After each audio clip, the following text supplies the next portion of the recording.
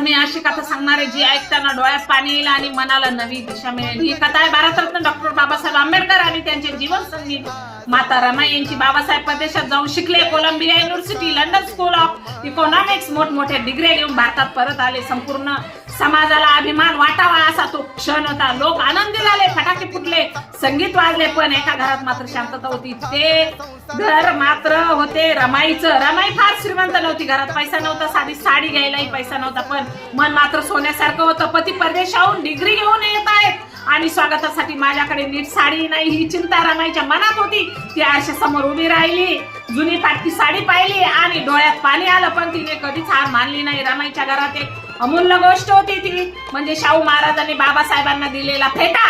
तो फेटा म्हणजे केवळ कपडा नव्हता, तो सन्मानाचा, विश्वासाचा, आदराचा प्रतीक होता। रमाईने तो हातात घेतला, डोळे पुसले आणि स्वतःच म्हणाली, साडी नसली तरी पण मी माझ्या पतीचा सन्मान कधीच कमी होऊ देणार नाही। तिने तो फेटा डोक्यावर बांधला आणि अतिशय अभिमानाने उभी राहिली।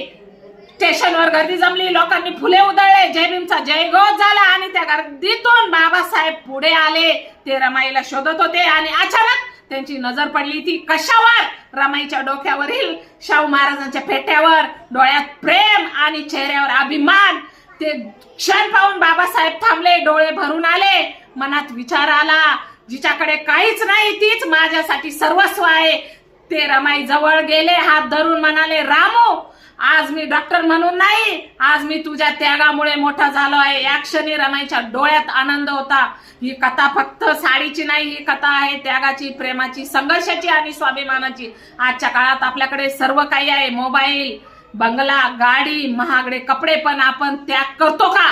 रमाईने गरिबीतही स्वाभिमान सोडला नाही। जर तुमच्या आयुष्यामध्ये कठीण क्षण आले असेल तर निराश होऊ नका। बाबासाहेबांनी रमाई सारखं स्वप्न पहा, मेहनत करा, त्याग करा आणि कधीही स्वाभिमान सोडू नका। जर बाबासाहेब घडले असतील तर रमाईमुळे, संविधान घडलं असेल तर त्याग आणि संघर्षामुळे, आणि आपण सगळे मिळून आज आपण बाबासाहेबांच्या विचारावर चालूया आणि रमाई सारखा त्याग करूया। जय भीम, जय भारत।